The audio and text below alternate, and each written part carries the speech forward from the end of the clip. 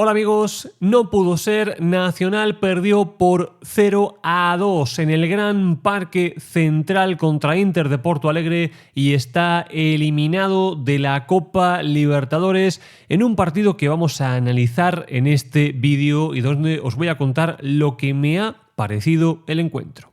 Vamos. Recordaros que los amigos de showfootball.com tienen las mejores camisetas calidad réplica tailandesa del mercado, como esta que llevo puesta, que es la camiseta, la secundaria, la segunda, vamos, la visitante de la selección uruguaya de fútbol, preciosa, bien, con Nico de la Cruz a la espalda. También la puedes conseguir en showfootball.com junto con la titular, con envíos a todo el mundo, queridos amigos, y con el código GEGEN tenéis un tanto por ciento de descuento. showfootball.com, código GEGEN.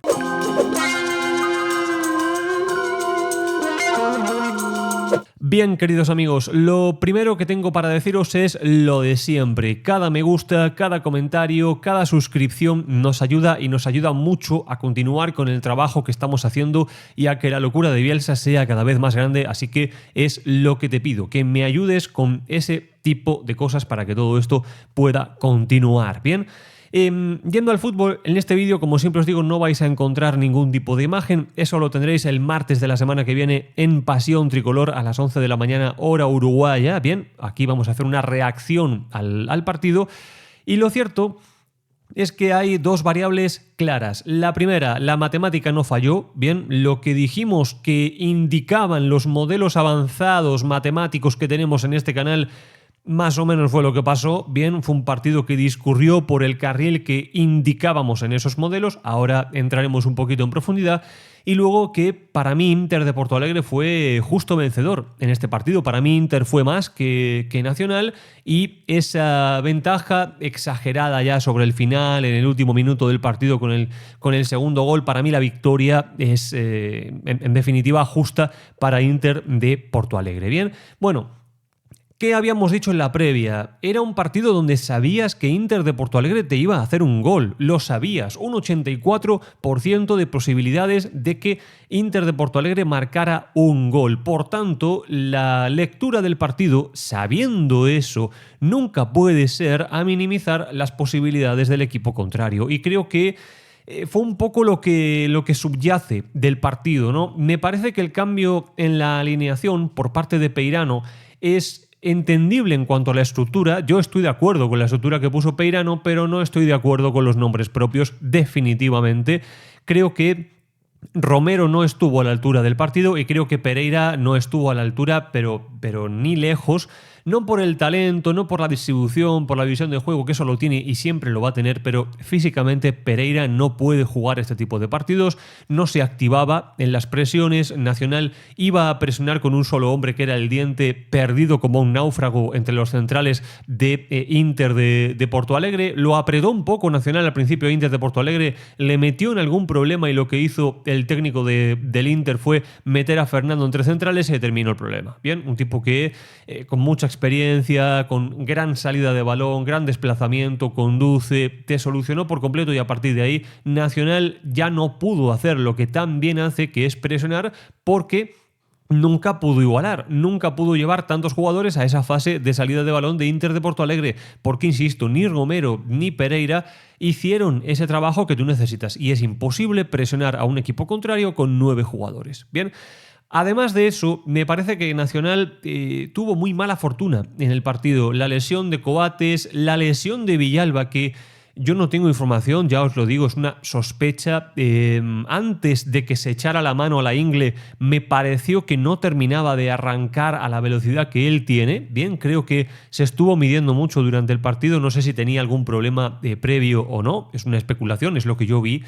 Pero, en definitiva, creo que el partido lo pierde Nacional desde los nombres, no desde la estructura. Yo estoy de acuerdo con el esquema que puso Peirano, estoy de acuerdo con ir a buscarlo un poco más, pero esos nombres impidieron por completo que Nacional funcionara de manera efectiva. Y luego, yo creo que cuando se vio que el equipo no andaba, Hubo una de, y bueno, ¿y si empatamos el partido? No está tan mal empatar el partido, ¿no? Y de nuevo volvemos a la matemática. Este partido, queridos amigos, era muy, muy, muy, muy difícil sacar nada de él si no marcabas. Bien, había que marcar porque Inter te iba a hacer un gol. Entonces tenías que salir mucho más con el cuchillo entre los dientes, mucho más a meterlo debajo de su arco en algún tramo largo, porque era el partido decisivo para Nacional. Y eso no fue lo que se vio. Me parece que el fallo en la alineación es importante, bien, hay que señalarlo. Y luego también algunas actuaciones individuales en jugadores que son titulares y que, bueno, por ahí no terminaron de ser lo que se necesitaba, ¿no? Yo creo que el partido del Diente fue complicado de explicar porque para mí fue el mejor jugador de Nacional, pero al mismo tiempo también tuvo una serie de desconcentraciones propias en él en algún caso que le complicaron la papeleta, ¿no? Hubo una jugada donde marcó el gol a inicio de partido, le anulan el gol porque no se avivó lo suficiente a la hora de estar siempre habilitado en el retorno, que es algo que tienes que tener si juegas de delantero sí o sí. No te puedes quedar en fuera de juego nunca porque entonces pasan este tipo de cosas, ¿bien?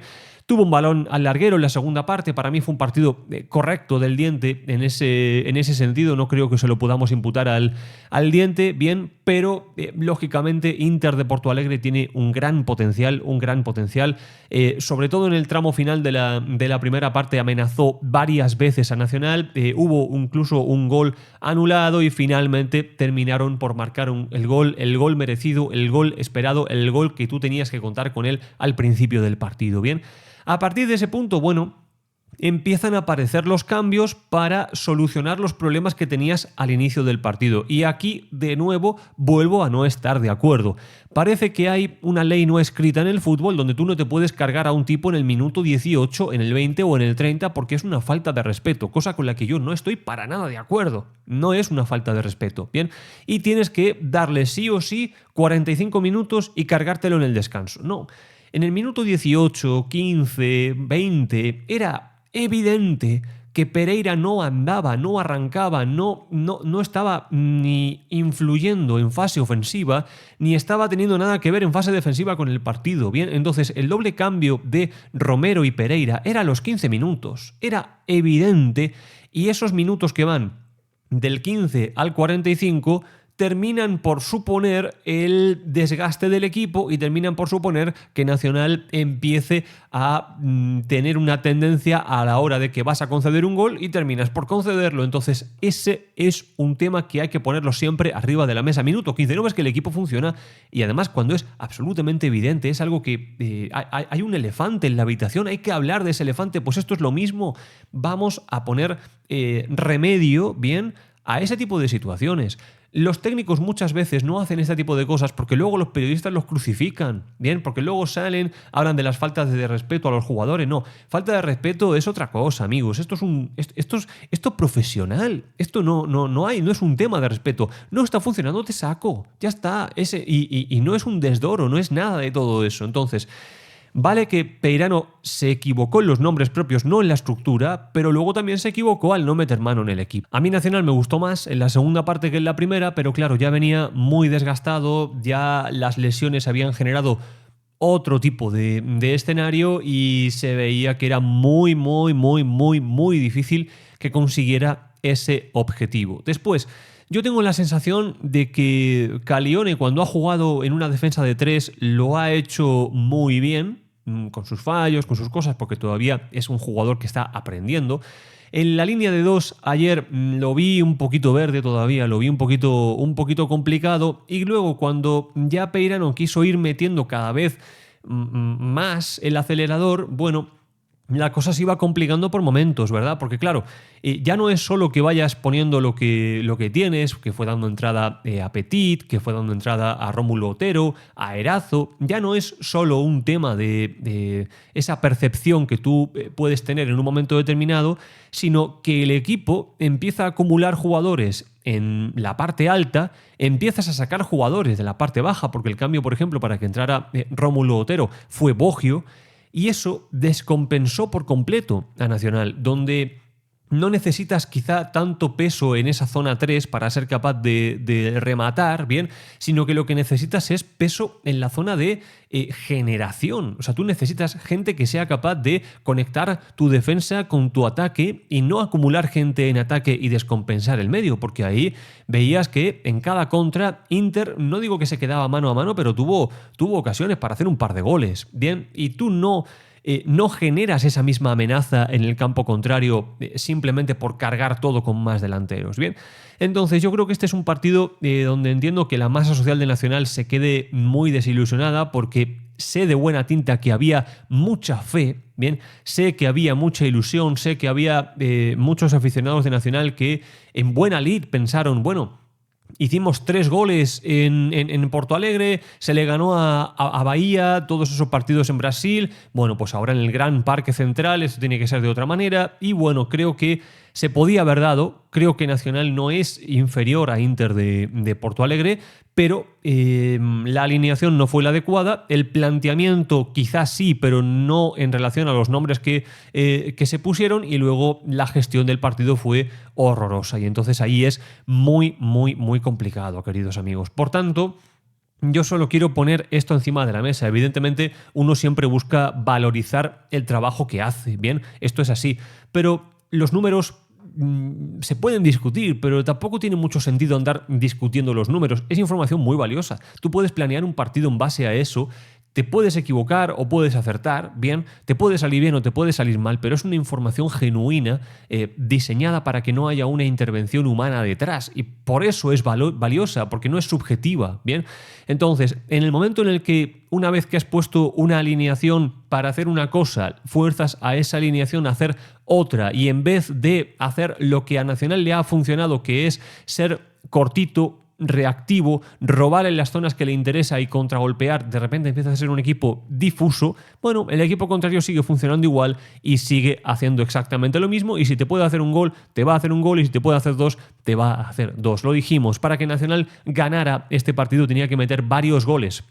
No hay ningún escenario donde Nacional ganaba el partido 1-0, eso no existía, ¿bien? Entonces había que hacer varios goles, y para hacer esos varios goles tenías que ser la mejor versión de Nacional dentro de los parámetros que se le han visto en los últimos partidos, ¿bien? Que es la presión, que es el verticalizar, que es el generar pánico a la espalda de la defensa, y eso no se vio en prácticamente ningún momento, y por tanto hay que ponerlo arriba de la mesa a la hora de analizar.